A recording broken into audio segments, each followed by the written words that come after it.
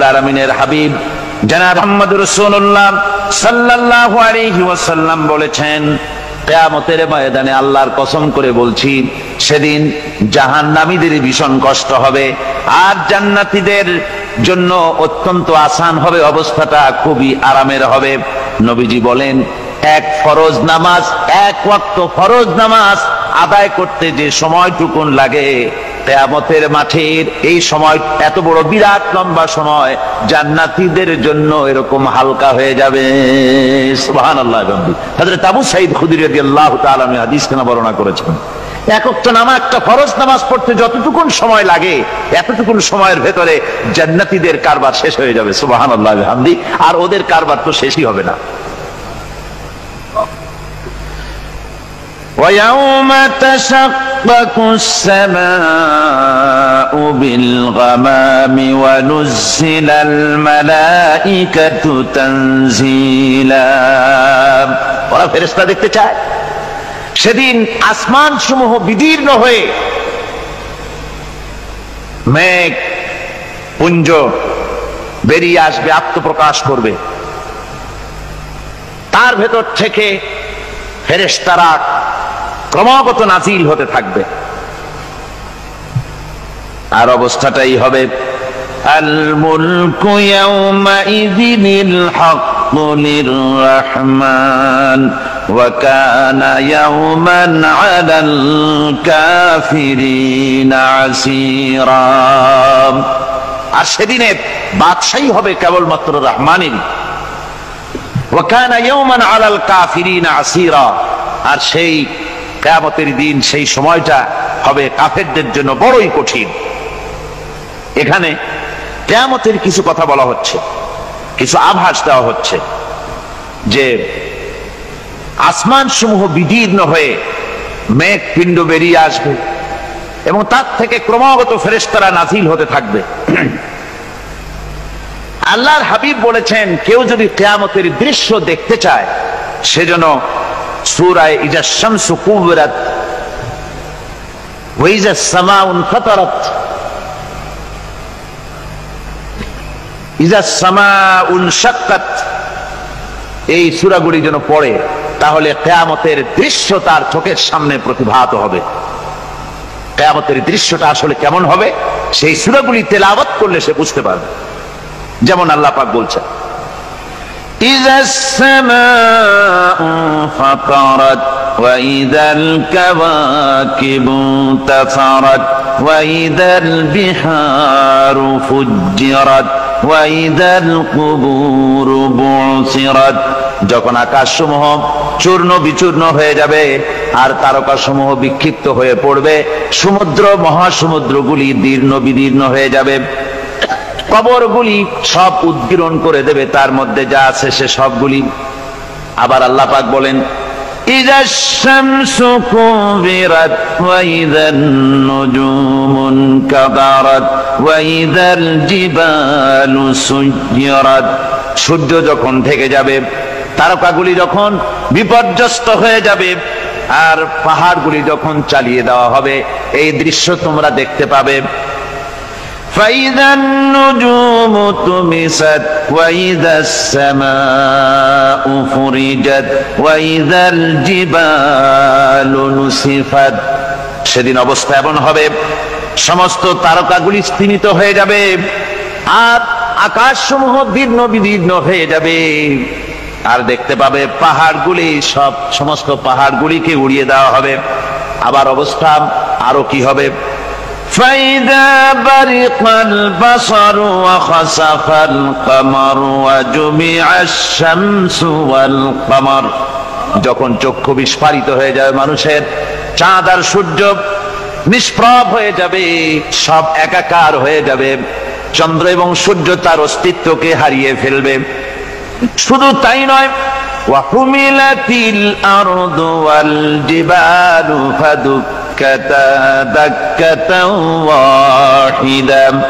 জমিন ও পাহাড়গুলির মধ্যে সংঘর্ষ লাগিয়ে দেওয়া হবে আর তা এক ধাক্কায় জমিন এবং সমস্ত পাহাড়গুলি চূর্ণ বিচূর্ণ হয়ে যাবে। সুবহানাল্লাহ ওয়া বিহামদিহি। আল্লাহ রাব্বুল আলামিন বলছেন, এইভাবে করে কিয়ামতের দৃশ্য, বিভীষিকাময় দৃশ্য তোমরা দেখতে পাবে। আর সেদিনের রাজত্বটা কার হবে? আল মুলকু ইয়াউমাইযিনিল হাক্কু লিররহমান। সেদিনের রাজত্ব হবে কেবলমাত্র রহমানের। অর্থাৎ যেসব কৃত্রিম বাদশাহী দেখে তোমাদের চোখে ধাঁধা লেগে গিয়েছে, তোমাদেরকে দুনিয়ার বাদশাহী দেখে তোমরা ধোঁকায় পড়ে গিয়েছো, এসব বাদশাহী কিছুই টিকবে না সেদিন। সেদিন শুধু বাদশাহী থাকবে একমাত্র আল্লাহ পাকের। কার থাকবে বাদশাহী? যারা বলেন কার? আল্লাহ রাব্বুল আলামিন যখন কিছুই থাকবে না ঘোষণা করবেন লিমানিল মুলকুল ইয়াউম লিল্লাহিল ওয়াহিদুল কাহ্হার। আজকে কার রাজত্ব? চারিদিক থেকে আওয়াজ আসতে থাকবে, পরাক্রমশালী আল্লাহ রাব্বুল আলামিন রাজত্ব আর কারো নয়। হাদিস শরীফে এসেছে, বুখারী মুসলিম শরীফের হাদিসে এসেছে, আল্লাহর নবী বলেন আল্লাহ রাব্বুল আলামিন তখন তার এক হাতে আকাশ মণ্ডলীকে ধারণ করবেন, আর এক হাতে জমিনকে ধারণ করবেন। আকাশ মণ্ডলী এক হাতে, জমিন এক হাতে। এভাবে আল্লাহ রাব্বুল আলামিন বলবেন আইনাল জাব্বারুন আইনাল মুতাকাব্বিরুন। কোথায় সেই স্বৈরাচারীরা? কোথায় সেই দুর্বিনীত অহংকারী স্বৈরাচার যারা আমার জমিনের উপরে, আমার মানুষের উপরে রাজত্ব চালিয়েছে? তারা আজকে কোথায়? কোথায় সেই অহংকারীরা? আল্লাহ পাক সেদিন যে বলবেন, সেদিন তো বলবেন, কিন্তু দুনিয়ার মাঝেও স্বৈরাচার যারা, অহংকারী যারা, তাদের শাস্তি পৃথিবীর বুকেও দেন, আর সেদিন তো দিবেনি। কত স্বৈরাচার আমরা দেখলাম, কত অহংকারী দেখলাম, যাদের তর্জনী হেননে লক্ষ কোটি কোটি মানুষ উঠতো আর বসতো। তাদের জিল্লাতির সঙ্গে আল্লাহ রাব্বুল আলামিন কতজনকে বিদায় করে দিলেন। ফুলের মালা নিয়ে কুলাতে পারে নাই, পা থেকে শুরু করে গলা পর্যন্ত ফুলের মালা দিয়া ডুবাই দিল ভক্তরা। আবার আল্লাহ রাব্বুল আলামিন এমন শাস্তি দিলেন, ফুলের মালার পরিবর্তে জুতার মালা নিয়ে জেলের মধ্যে ঢুকাইয়া দিলেন। ঠিক কিনা গণ? অহংকারী আর স্বৈরাচার যারা হয়, আল্লাহ পাক এভাবে তাদের দৃষ্টান্ত দেখিয়ে দেন। আমরা কত দেখলাম, 9 বছরের রাজা 10 বছরের সাজা। পৃথিবীর মুখে যারা অহংকার করে, যারা স্বৈরাচার হয়, আল্লাহর আইনকে যারা বৃদ্ধাঙ্গুষ্টি প্রদর্শন করে, আল্লাহ পাক তাদের জমিনেও দেখান। এখানে চূড়ান্ত ফয়সালা আল্লাহ করেন না, আসল ফয়সালার জায়গা তো আছেই, তবে এখানে নমুনা দেখায় দেন। কিন্তু মুশকিল হচ্ছে, ইতিহাসের সবচাইতে বড় শিক্ষা হলো ইতিহাস থেকে মানুষেরা শিক্ষা গ্রহণ করে না। একজনে যে কাম করে বিপদে পড়ে, আর একজন এসে আবার সেই পথেই অগ্রসর হয়, নিশ্চিত মৃত্যুর পথে। আমার বন্ধুগণ, আল্লাহ পাক বলছেন সেই দিন আমার রাজত্ব হবে, আর কারো রাজত্ব হবে না। ওয়াকানা ইয়াওমান আলাল কাফিরিন আসীরা। আর ওই দিনটা, ওই কিয়ামতের দিন হবে কাফেরদের জন্য সবচাইতে কঠিন। সবচাইতে কঠিন হবে কাদের জন্য? কাফেরদের জন্য। কাফের কারা? কাফের হচ্ছে তারা যারা নাকি আল্লাহর আইনকে অস্বীকার করেছে, আল্লাহকে অস্বীকার করেছে, আল্লাহর আইনকে অস্বীকার করেছে। ওরা কি? কাফের। কুফর শব্দের অর্থ হচ্ছে গোপন করা। এই জন্য অন্ধকার রাতকে আরবিতে কাফের বলা হয়েছে, অর্থাৎ যা সব জিনিসকে অন্ধকার দিয়ে ঢেকে দেয়। তো কুফর হচ্ছে সেই জিনিস যা মহাসত্যকে ঢেকে দেয়, সত্যকে, মহাসত্যকে ঢেকে দেয় যে জিনিস, সেটাকে কুফর বলা হয়। আর এই কাফের অন্ধকারে ঘুরে মরে, সে কোন আলোর খোঁজ পায় না। আল্লাহ রাব্বুল আলামিন বলেন, কাফেরদের কথা এখন শোনাচ্ছেন আল্লাহ পাক, ওয়াল্লাযীনা কাফারু আউলিয়াউহুমুত তাগুতু ইউখরিজুনাহুম মিনান নূরি ইলায যুলুমাত। যারা কাফের, যারা কুফরি অবলম্বন করেছে, তাদের সাহায্যকারী আর পৃষ্ঠপোষক হচ্ছে তাগুত।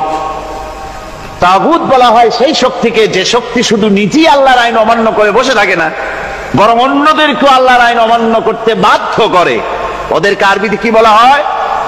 তাগুত বলা হয়। আর এই তাগুতি শক্তি, এই তাগুত হয় তার সাহায্যকারী, যা তাকে আলো থেকে টেনে অন্ধকারের ভেতরে নিয়ে যায়। আর কাফের হচ্ছে আল্লাহ পাকের ভাষায় অর্থাৎ কোরআনের ভাষায় কাফের হচ্ছে সবচাইতে নিকৃষ্ট প্রাণী, সবচাইতে নিকৃষ্ট জীব, মহাসত্যকে যারা অস্বীকার করেছে, যারা আল্লাহকে মানে না, যারা আল্লাহর কোরআনকে মানে না, যারা ইসলামকে স্বীকার করে না, তারা সবচাইতে নিকৃষ্ট প্রাণী। আল্লাহ রাব্বুল আলামিন বলেন, ইন্না শাররাদ দাওয়াবি ইনদাল্লাহিল্লাযীনা কাফারু ফাহুম লা ইউমিনুন। নিশ্চয়ই আল্লাহর জমিনে সব বিচরণশীল জীব যত আছে, আল্লাহ বলছেন আমার জমিনে বিচরণশীল জীব যত আছে তার মধ্যে সবচাইতে নিকৃষ্ট প্রাণী হলো যারা ঈমান আনে নাই, যারা বিশ্বাস করেন আমি আল্লাহকে, যারা পরকালকে বিশ্বাস করে নাই, যারা কোরআনকে বিশ্বাস করে নাই, যারা ইসলামকে বিশ্বাস করে নাই, পৃথিবীর মধ্যে তারা সবচাইতে নিকৃষ্টতম প্রাণী। আল্লাহ বলেন শুধু নিকৃষ্ট জনক নিকৃষ্ট প্রাণী বললেই সারে না, এরা হলো চতুষ্পদ জানোয়ারের মতো। কে বলতেছেন? আমি বলছি না, কিন্তু আল্লাহ পাক বলতেছেন চতুষ্পদ জানোয়ারের মতো কাফেরেরা। وَمَثَلُ الَّذِينَ كَفَرُوا كَمَثَلِ الَّذِي يَنْعِقُ بِمَا لَا يَسْمَعُ إِلَّا دُعَاءً وَنِدَاءً। এই কাফেরদের দৃষ্টান্ত হচ্ছে সেই রাখালের মতো, যে রাখাল তার পশুদেরকে ডাকে, আর ওই পশুরা একটা ডাক শোনে মাত্র, কিন্তু কি যে বলে তা তো পশুতে বোঝেন। কথা বুঝতে পেরেছে? সুম্মুন বুকুমুন উমিয়ুন ফাহুম লা ইয়াকিলুন। এরা বোবা, এরা বধির, এরা অন্ধ, এ কারণেই কোনো কথা বোঝে না। এরা চতুষ্পদ জানোয়ারের চাইতেও নিকৃষ্ট। যাদেরকে আমি আল্লাহ বলেন, যাদেরকে আমি চোখ দিলাম, চোখ থাকতে হক দেখলো না, সব দেখলো, হক দেখে নাই চোখ দিয়া, এই চোখ দিয়া সব দেখলো, নারীর সৌন্দর্য উপভোগ করলো, আর নারীর অঙ্গ প্রত্যঙ্গ নিয়ে নানা ধরনের গল্প লিখলো, কবিতা লিখলো, কিন্তু এই সৌন্দর্য যিনি দিলেন তারেও চিনল না। আছে না কত কবি আমাদের দেশে? আমার দেশের সেই কবি জাতীয় পুরস্কার পায় যে কবি নারীর বিশেষ বিশেষ অঙ্গ নিয়ে বেশি করে নির্লজ্জ কবিতা লিখতে পারে, ওই হলো সবচেয়ে বড় কবি। আমার বন্ধুগণ, একজন বুজুর্গ ব্যক্তি তিনি পথ দিয়ে যাচ্ছিলেন, তো সে পথে এক সুন্দরী যুবতী মেয়েকে দেখে সেই যুবতী মেয়ের দিকে এই বুজুর্গ ব্যক্তি এক নজরে তাকায় আছে। তখন এই ঘটনাটাকে কবি এভাবে লিখতেছেন সাজায়, একদা সুখদায়ক প্রমোদা বদন দর্শন করিব ঝরিল নয়ন, হেসে কহে সে রূপসী সবিস্ময় মন, কহ দেখি মহাশয় কহ কি কারণ, বিষয় বিরাগী তুমি ভুবনে প্রচার, কি হেতু জন্মিল তব মানস বিকার, সামান্য ললনা রূপ করি দর্শন, উচিত না হয় তব অশ্রু বরিশন। বুজুর্গ ব্যক্তি ওই মহিলার দিকে তাকিয়ে তাকিয়ে কাঁদতেছেন। সুন্দরী মহিলা বলেন, আল্লাহর বুজুর্গ বান্দা, আপনি এলাকার ভিতরে বুজুর্গ এবং পীর হিসাবে, বুজুর্গ ব্যক্তি হিসাবে আপনি বিখ্যাত। আজকে আমাকে এখানে দেখে আপনি আমার দিকে তাকায় আমার রূপ উপভোগ করতেছেন আর কাঁদতেছেন। আপনার মতো সংসার বিরাগী মানুষ আমার মতো একটা সুন্দরী মেয়েকে দেখে এভাবে কাঁদা ঠিক না। বুজুর্গ ব্যক্তি বলছেন, হেসে কহিলাম বালে করহ শ্রবণ, নেত্র ঝরে তবু হেতু ভেব না এমন, যে শিল্পী রচিল ওই সুধাংশু বদন, তাহার তরে ঝরে নেত্র নয়নে জীবন। আল্লাহর বান্দি, আমি তোমাকে দেখি কান্দি না, আমার চোখে পানি বেরিয়ে গেছে। তোমারে দেখে আমি মনে মনে ভাবলাম, এত সুন্দর করে যিনি মানুষ বানিয়েছেন, না জানি ওই আল্লাহ রব্বুল আলামিন কত বড় সুন্দর। আমার ভাইরা, সুতরাং চোখ থাকতে ওরা আল্লাহ রাব্বুল আলামিনের কুদরত ওরা দেখে নাই, কান থাকতে কোরআনের আওয়াজ ওদের কানের মধ্যে ঢোকে নাই, বিবেক থাকতে আল্লাহর দ্বীনকে বুঝতে পারে নাই, চিন্তা করতে পারে নাই। আল্লাহ রাব্বুল আলামিন বলেন, উলাইকা কাল্লানাম, এরা হলো চতুষ্পদ জানোয়ার, বালহুম আদাল, শুধু জানোয়ার না, জানোয়ারের চাইতেও নিকৃষ্ট। এমনই জানোয়ার, আল্লাহ বলেন শুধু জানোয়ার না, জানোয়ারের মতো শুরু খায় জনমের মতো। ওয়াল্লাযীনা কাফারু ইয়াতামাত্তাউনা ওয়া ইয়াকুলুনা কামা তাকুলুল আনআম। এই কাফেরগুলির কাম শুধু ফুর্তি করা, গান বাজনা, নাটক, গল্প, এই সব কাজ তাদের। নামাজ নাই, রোজা নাই, আল্লাহর চিন্তা নাই, তাহাজ্জুদ নাই, পরহেজগারি নাই, শুধু গান আর নাচ। দেখেন না ফুর্তি। এই যে 1 জানুয়ারি রাত 12টার সময় আমার ঘুম ভেঙে গেল, এই যেখানে আমি ছিলাম, বিকট আওয়াজ। আমি মনে করলাম পাশের বাড়ি বুঝি ডাকাত পড়ছে। পরে বাড়িওয়ালা আমাকে বললেন যে ডাকাত না, বোধহয় এই নিউ ইয়ার সেলিব্রেট হচ্ছে, নতুন বৎসর উদযাপন হচ্ছে, বোমা দিয়ে শহরবাসীর আরামের ঘুম হারাম করে এগুলি করা হচ্ছে। এ তো গেল 1 জানুয়ারি। আর যখন আমাদের নিজেরটা যখন আসে, অর্থাৎ 1 বৈশাখ, তখন দেখছেন অবস্থা 1 বৈশাখে। এবছর আমাদের দেশে 1 বৈশাখে ঢাকায় যে দৃশ্য আমি টিভির মধ্যে দেখলাম, তাতে আমার মনে হয়নি যে 12 কোটি মুসলমানের দেশে রাজধানীতে এই দৃশ্য হচ্ছে। আমার মনে হচ্ছিল এটা বুঝি কলকাতা অথবা অন্য কোনো শহর হবে। আমি দেখলাম সমস্ত যুবক যুবতী, নারী পুরুষ, বিভিন্ন বয়সের লোক সব একসঙ্গে রাস্তায় নেমেছে, নাচতেছে। তার মধ্যে বুদ্ধিজীবী আছে, শিক্ষিত লোক আছে, সমানে নাচতেছে। আর তাদের মুখোশ পরা, বানরের মুখোশ, কুকুরের মুখোশ, শূকরের মুখোশ, ঘোড়ার মুখোশ, পাপী শিয়ালের মুখোশ, এই মুখোশ পরে এভাবে নাচতেছে। আমি চিন্তা করলাম, নববর্ষের সাথে কুত্তার মুখোশের সম্পর্ক কি? নববর্ষের সাথে পাপী শ্রীগালের মুখোশের সম্পর্ক কি? তাহলে ওরা কি বলতে চায় যে আগামী বছরটা আমরা কুত্তার ভূমিকায় অ্যাক্টিং করব, অথবা শ্রীগালের মতো ধূর্তামি করব জাতির সাথে? তারপরে কি করলো? সকাল বেলায় যুবক যুবতী 1 বৈশাখ সূর্য উদয়ের আগে রমনা লেকের পাড়ে গিয়ে সব দাঁড়িয়েছে বাসন্তী রঙের শাড়ি পরে।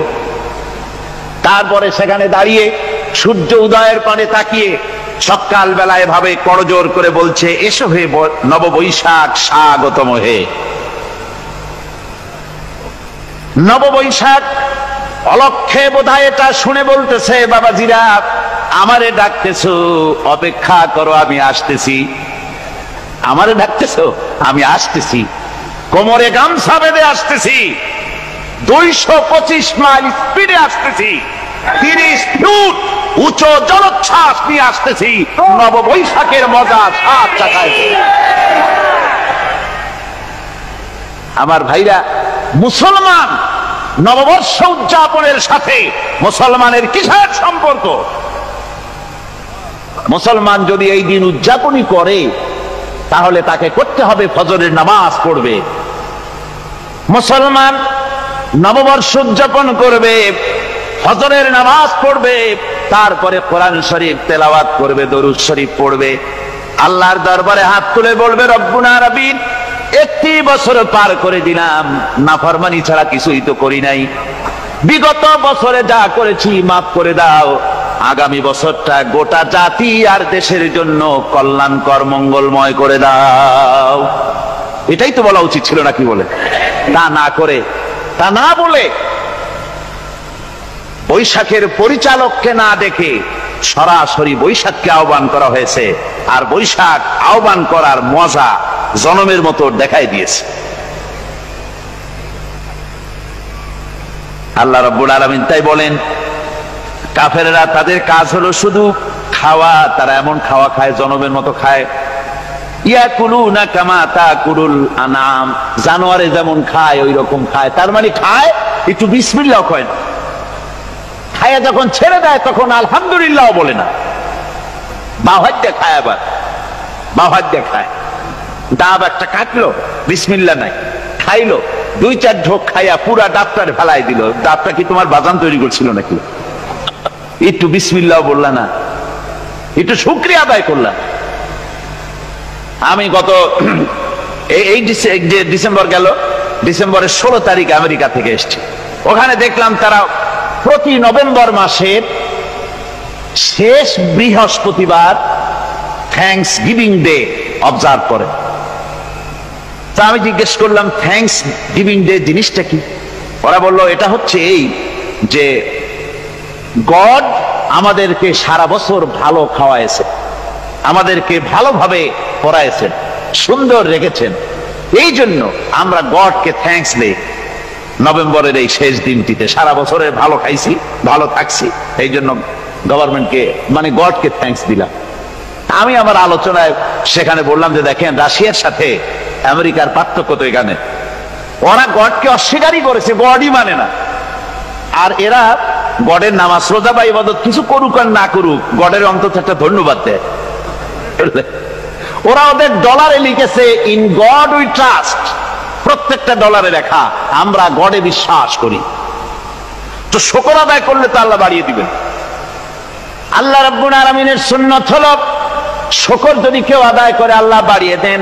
লা ইন শাকারতুম লাযীদান্নাকুম ওয়া লা ইন কাফারতুম ইন্না আযাবী লাশাদীদ। আমার নিয়ামতের শুকর যদি আদায় করো আমি বাড়ায় দেব, আর যদি নিয়ামতের শুকর আদায় না করো তাহলে মস্ত বড় শাস্তি তোমাদের জন্য রেখেছি। তো আমেরিকা শুকর আদায় করে নিজেরা খাইয়া, কিন্তু ওদের জমিন হলো বিশাল জমি। আমি কয়েকবার গিয়েছি এবং বহু স্টেট সফর করেছি। ওদের জমিন এত ফার্টাইল, জমিনে যদি রীতিমতো তারা ফসল ফলাতো, এই ফসল সারা দুনিয়ার দরিদ্র ভূমুক্ষ জনতাকে খাওয়াইয়া বাঁচাইতে পারত। কিন্তু ওরা তা করে না। ওরা করে কি? ওরা মুনাফার হার, বাজার দর ঠিক রাখার জন্য নির্দিষ্ট পরিমাণ জমিনের ফসল ফলায়, কিন্তু জমিন এতই উর্বর, ওদের মেজারমেন্ট করা, মাপ করা, হিসাব করা ফসল হয় না, ফসল হয় বেশি। তখন বাড়তি ফসলকে তারা প্রতি বছর লক্ষ লক্ষ টন আলু আর গমকে তারা সমুদ্রে নিক্ষেপ করে। তাদের আলু এবং গম সেই সময় তারা নিক্ষেপ করে সমুদ্রে যখন ইথিওপিয়া, সুদানে মানুষ না খেয়ে মরছে। পৃথিবীর বিভিন্ন দেশে মানুষ ক্ষুধার যন্ত্রণায় যখন চিৎকার করছে, আর তাদের এই চিৎকারে আকাশ বাতাস ভারী হয়ে যাচ্ছে, তখন ওরা এই কামটি করছে। তাই আমি ওই প্রথম দিন বলেছিলাম যে রাশিয়া যেমন খান খান হয়েছে, অস্তিত্ব বিলুপ্ত হয়েছে আল্লাহর সাথে নাফরমানি করার কারণে। আপনারা বলতে পারেন কমিউনিজম কি একটা সহজ ব্যাপার? একটা বিরাট শক্তি পৃথিবীর বুকে, কত দেশ তারা ডমিনেট করতেছিল। কোন যুদ্ধ নাই, কোন রক্তপাত নাই, বিনা ধাক্কায়, বিনা বাতাসে, বিনা ঝড়ে বিশাল মহিরুহু চিৎপটাং। এটা হলো কেন? কেন হলো রাশিয়ার এই দশা? আমি লালদিঘির ময়দানে বলে গেছিলাম, আমি চিন্তা করে যেটা পাইছি সেটা হচ্ছে এই, দুনিয়ার সমস্ত মতবাদ আল্লাহকে কোনো না কোনো প্রকারে স্বীকার করে।